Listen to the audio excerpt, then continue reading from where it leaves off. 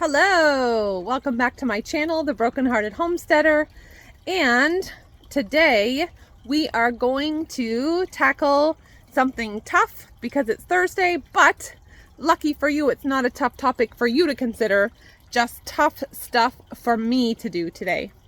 So I wanted to share that with you, but first, I know on Tuesday I did a little update about the homestead, and yesterday, after my gardening on Tuesday and Wednesday, I decided that I would move things around again in the living room. So let me flip the camera around and show you what changes I made because I think they're really super cool. And I want to show you this new thing that I've been learning about, and we'll see if it's successful. So let's flip the camera here for a second. Okay, so here, this is the living room. If you remember from the home tour, see? Always polenta. Loves, loves, loves the couch. Okay, so here I used to have the dog crate. See, I've taken it apart and it's here now holding up my fan. The dogs did go in there, but not enough, I figured, to warrant blocking the path. So now I can walk directly from the living room out to the backyard. See? It's a huge mess, so I apologize for that. That's part of the toughness that I have to tackle today.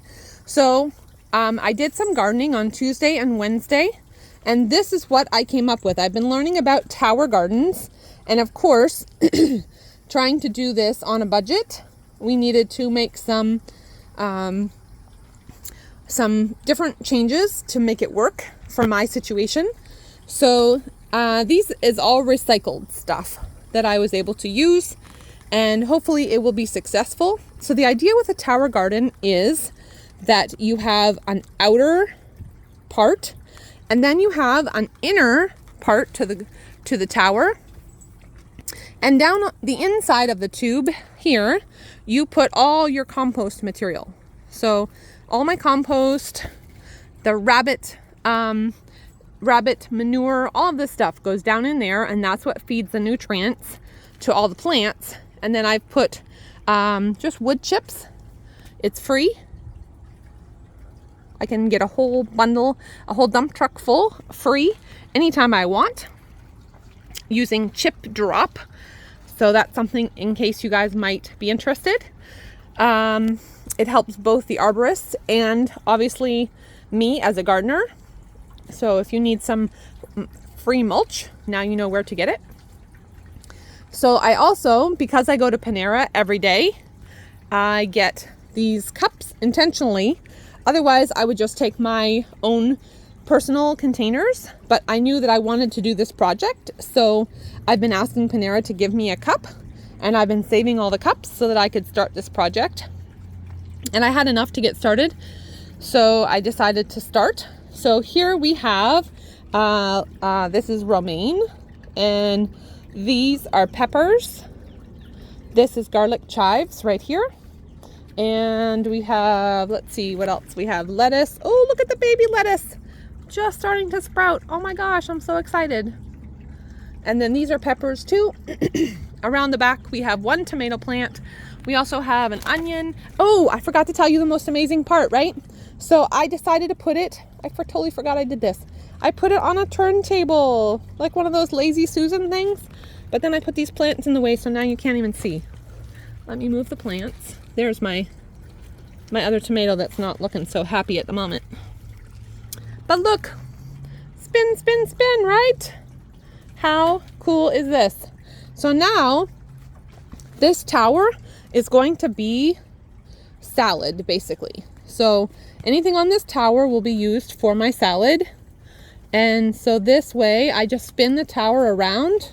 I cut off what I need and we're good to go for salad.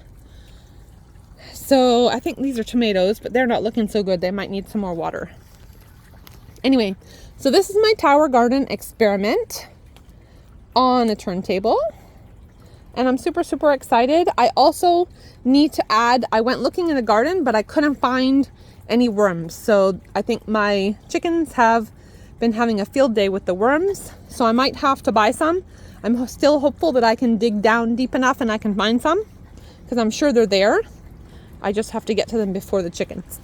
So that's my tower garden and my new space out to the backyard, which is where the toughness starts for me today. And I have to be honest, I've been totally procrastinating because I don't really want to do this.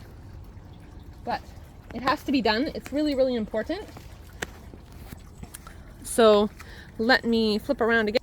Okay, so the reason we're heading out into the backyard today is to get to the shed that's in the far corner of the property. And I'm going to navigate the piles of poop to get there. I told you this channel would be raw and unedited, so here you go. All right, so we're headed back out to the back shed. And here we are. And so this shed, oh, look at the spider webs. Oh, goodness gracious.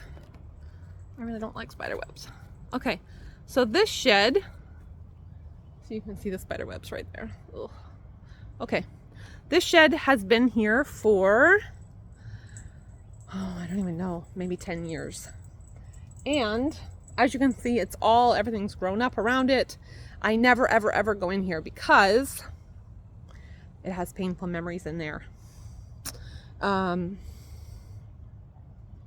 My hubby number 2 put the shed together, and I believe Emma was a baby at the time, so maybe it's 10 years. So a bunch of her baby stuff is in here and a bunch of stuff that we had.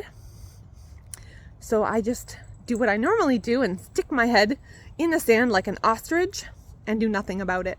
So today is the day. We have to get in there and we have to figure out what is in there, and we have to clean out this shed. So we're gonna be brave and open the doors, and I'm gonna give you a real honest to goodness look. I know it's gonna be crazy in there, but let me flip around here and we're going to try to avoid the spider webs. Oh, spiders, please. I'm so sorry I have to destroy your web.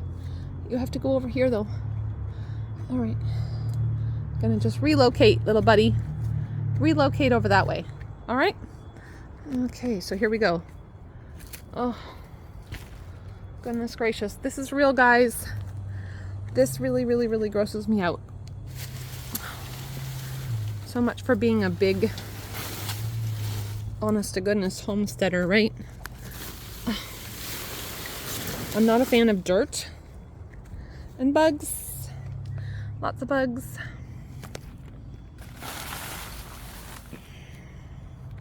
Which is why I've chosen to live outside. Some days that seems like a better choice than others. Okay, so here we go. Brace yourselves, brace yourselves. Here we go. Let's see if they'll even open the doors. I don't even know. Oh my gosh.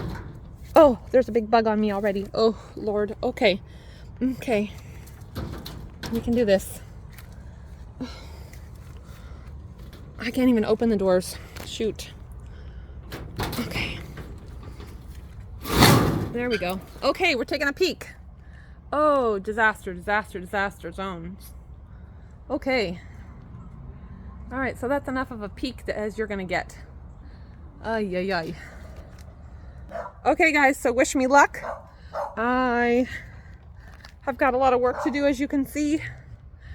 Okay, so one thing I was thinking about that will come in handy today while I tackle this tough job.